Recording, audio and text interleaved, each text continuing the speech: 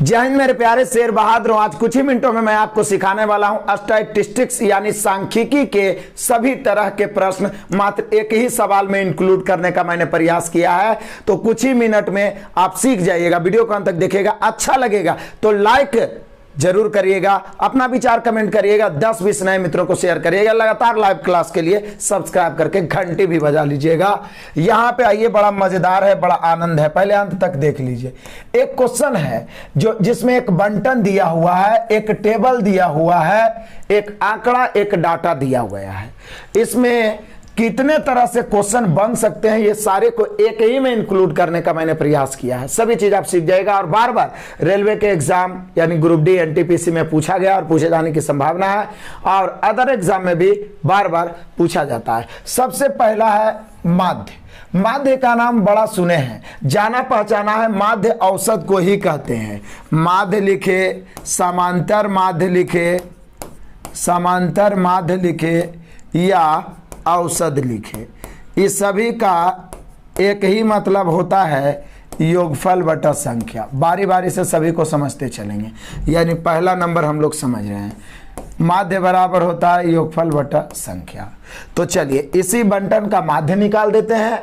तो दिक्कत क्या है, जोड़िए 10, 10, 20, 10, 30, 10, 40, 10, 50। 50 तो यही हो गया, और 9, 11, 20 तो 50, 20, 70, और 9, 11, 20 तो 70, 20, 90। ये हुआ अपना जोड़ने का टेक्टिस, आपका समय बच जाएगा। तो कुल जोड़ के 90 हो गया। और संख्या क्या है, 2, 2, 4, 2, 6, 2, 8, 1, 9। तो यही हो गया माध्य बराबर योगफल बटा संख्या। यानी हम लोग का जो क्वेश्चन दिया हुआ है इसका माध्य हो गया 10। तो पहला तो क्लियर हो गया, माध्य हो गया 10। पहला तो क्लियर हो गया मेरे बहादुरों, माध्य हो गया 10। अब इसका माध्यिका कैसे बनाते हैं हम लोग, तो ये दूसरा नंबर है माध्यिका। तो यहां पे मैं आपको सिखाता हूं माध्यिका निकालने के लिए, जरा ध्यान से सीखिएगा। माध्यिका में हम लोग नोट लिखते हैं। माध्यिका ज्ञात करने के लिए कभी भी कैसे भी डाटा का माध्यिका ज्ञात करना हो तो ध्यान देना है। माध्यिका ज्ञात करना हो तो बढ़ते क्रम में सजा के, हालांकि बढ़ते या घटते क्रम में भी सजा दीजिए तो कोई दिक्कत नहीं है, लेकिन सिंपल ऐसे ही जानिए, बढ़ते क्रम में सजाकर बीच की संख्या, बढ़ते क्रम में सजाकर बीच की संख्या, या मान लिया जाए कि बढ़ते क्रम में सजा दिए, 5 संख्या है तो बीच वाला निकल जाएगा, 7 संख्या है तो बीच वाला निकल जाएगा, 9 संख्या है तो बीच वाला निकल जाएगा, लेकिन 8 संख्या 6 संख्या रहेगा तो बीच वाला कैसे निकलेगा। तो ऐसी स्थिति में फिर से माध्यिका ज्ञात करना हो तो बढ़ते क्रम में सजाकर बीच की संख्या या बीच वाले 2 संख्या को जोड़कर, 2 संख्या जोड़कर 2 से भाग, ये हुआ माध्यिका। पहले तो माध्य हम लोग बचपन से ही जान रहे हैं, माध्य बराबर योगफल बटा संख्या। सबको जोड़ दिए और बटा में टोटल जोड़े तो 9 आया, तो योगफल बटा संख्या कर दिया, आ गया 10। कभी भी सिर्फ इसी डाटा का नहीं, सिर्फ इसी बंटन का नहीं, किसी का भी माध्यिका निकालना है मेरे बहादुरों, तो क्या करना है कि जो दिया हुआ आंकड़ा है, जो दिया हुआ बंटन है, सभी को बढ़ते क्रम में सजा देंगे। बीच वाला पता चल रहा है तब तो ठीक है, वही माध्यिका हो जाएगा। बीच वाला नहीं पता चल रहा है तब 2 गो तो बीच वाला पता चलेगा, उसको जोड़ के दूसरे भाग दे देंगे, वही माध्यिका हो जाएगा। तो चलिए मैं यहाँ पे इस जगह जो बचा हुआ है, यहाँ मैं आपको माध्यिका निकालना सिखा रहा हूं इस बंटन का। आराम से बढ़ते क्रम में लिखिएगा। तो यहाँ सबसे छोटा 9 है, लेकिन 9 कै गो है, 2 गो, तो 9 लिख दिए।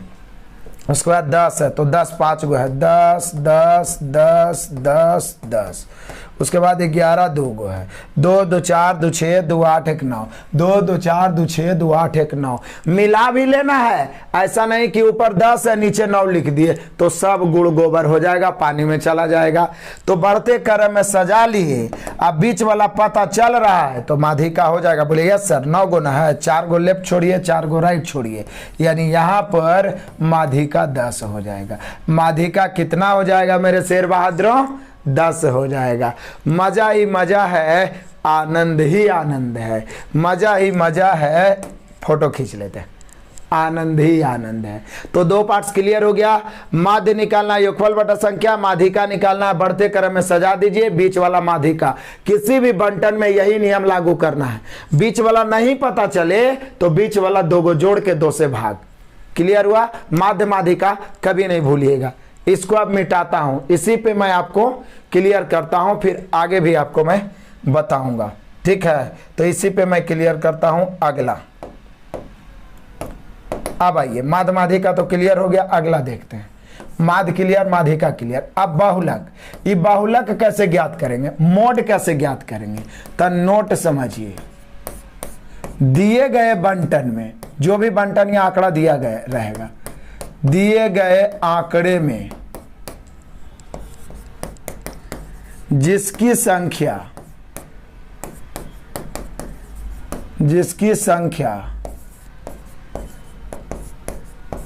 सबसे अधिक हो, वह बाहुलक कहलाता है। मतलब अपने भाषा में आप समझिए,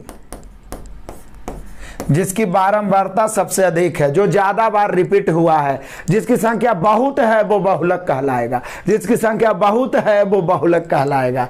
तो यहाँ पे मेरे शेर बहादुरों सबसे ज्यादा कौन है? 10 है, यानी इस क्वेश्चन में आपका बाहुलक 10 हो जाएगा।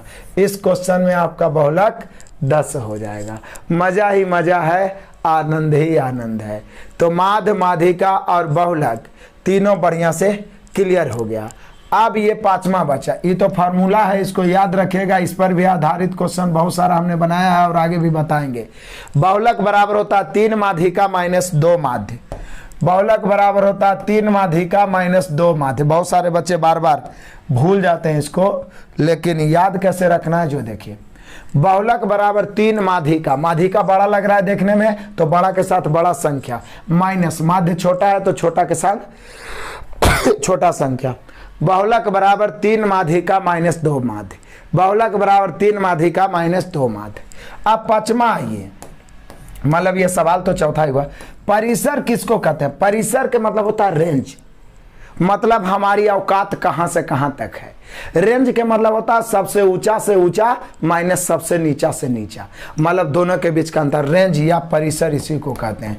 मतलब इसका फॉर्मूला होता है उच्च सीमा माइनस निम्न सीमा, उच्च सीमा माइनस निम्न सीमा, इसी को कहते हैं मेरे शेर बहादुरों परिसर। तो इस क्वेश्चन में यदि परिसर ज्ञात करना हो, ध्यान दीजिएगा, इस क्वेश्चन में यदि परिसर ज्ञात करना हो तो कैसे ज्ञात करेगा? तो मेरे सर सबसे उच्च सीमा 11 है, सबसे निम्न सीमा 9 है, यानी इस बंटन का परिसर हो गया 2। सबसे उच्च सीमा 11 है, सबसे निम्न सीमा 9 है। तो कैसा भी बंटन हो, सबसे बड़ा माइनस सबसे छोटा जो होता है वही होता है परिसर, वही होता है रेंज। तो ये सब सिंपलेस्ट, कोई दिक्कत नहीं है। बच्चे फंसते हैं इस पार्ट्स में, तो इसको भी हम अलग से बताएंगे। फिर से रिपीट करते हैं। माध्य बराबर होता है योगफल बटा संख्या, माधिका बढ़ते क्रम में सजा के बीच वाला, या तो बीच वाला 2 राशि जोड़ के दूसरे भाग। बाहुलक जिसकी संख्या बहुत हो, और ये फार्मूला बाहुलक बराबर 3 माधिका माइनस 2 माध्य, और ये मेरे बहादुरों परिसर यानी रेंज बराबर उच्च सीमा माइनस निम्न सीमा। अब आइए मैं आपको बताता हूं विचरण, या इसी को प्रसरण या प्रसार यानी वेरिएंस कहते हैं। विचरण, और विचरण जानेंगे उसके बाद ही पता चलेगा मानक विचलन, और मानक विचलन पता चलेगा उसके बाद पता चलेगा विचरण गुणांक। तो बढ़ते हैं आगे, किसी को कोई दिक्कत नहीं होनी चाहिए। आ जाओ मेरे बहादुरों, क्वेश्चन वही है, सिर्फ जगह के कारण मैंने आगे बढ़ा दिया। वही बंटन है, इसका बोल रहा है विचरण या प्रसरण ज्ञात करें। तो विचरण या प्रसरण ज्ञात करने का, चूंकि हम आपको हॉट ट्रिक ही बताऊंगा, हॉट ट्रिक सर्वप्रथम कभी भी विचरण या प्रसरण ज्ञात करना हो तो वैसे तो इसका फार्मूला बहुत बड़ा होता है, लेकिन बस हॉट ट्रिक याद रखेगा। उसी फार्मूला को मैंने मॉडिफाइड करके अपने तरीका से अपने अंदाज में बनाने का प्रयास कर। सर्वप्रथम माध्य निकाल लो। कभी भी विचरण निकालना है या मानक विचलन निकालना, सब में माध्य निकालना जरूरी होगा। सर्वप्रथम माध्य, तो माध्य बराबर तो हम सभी जानते हैं कि योगफल बटा संख्या होता है। योगफल जोड़िएगा तो 90 हो जाएगा, संख्या 9 हो जाएगा, यानी कि हम कह सकते हैं कि माध्य हो गया 10। उसके बाद में विचरण या प्रसरण जो भी आप निकालना चाह रहे हैं इसी को बोलते हैं विचरण या प्रसरण बराबर माध्य से बारी बारी से घटा के स्क्वायर करके जोड़ देंगे।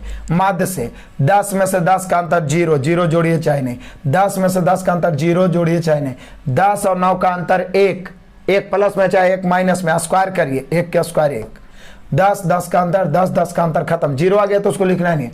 10, 11 का अंतर 1, 1 के स्क्वायर 1, 10, 10 का अंतर खत्म हो गया, 10, 11 का अंतर 1, 1 के स्क्वायर 1, 10, 9 का अंतर 1, 1 के स्क्वायर 1, और बटा में संख्या कितना 9, ऊपर जोड़ेंगे 4/9। यही हो गया विचरण मेरे शेर बहादुरों, यही हो गया विचरण, यही हो गया प्रसरण, यही हो गया विचरण या प्रसरण या वेरिएंस।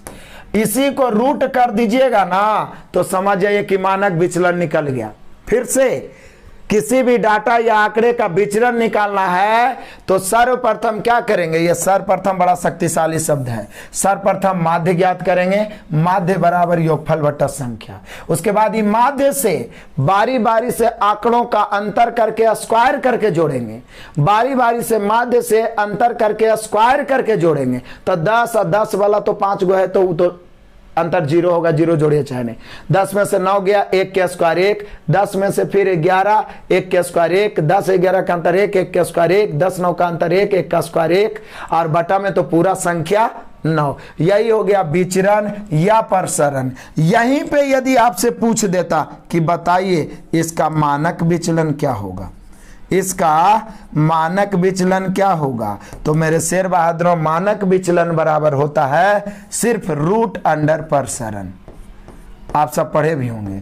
तो इसी को यदि हम रूट कर देंगे ना 4/9 तो हो जाएगा 2/3, यही हम लोग का होगा मानक विचलन। प्रसरण निकालना सीख गए, माध्य निकाल के बारी बारी से स्क्वायर करके जोड़ेंगे ऊपर और बटा संख्या, यही हो गया विचरण या प्रसरण। इसी को रूट कर देंगे तो हो गया मानक विचलन, मानक विचलन, मानक विचलन। अभी और आगे देखते हैं मेरे बहादुर, जरा बढ़ते चलिएगा। तो आ जाइए, अब मैं आपको सिखाता हूं इसका मानक विचलन ज्ञात करना। फिर से वही बंटन है और बोल रहा है इसका मानक विचलन यानी स्टैंडर्ड डिविएशन का मान ज्ञात करिए। तो बोले सर अभी तो आप बताए थे मानक विचलन ज्ञात करना।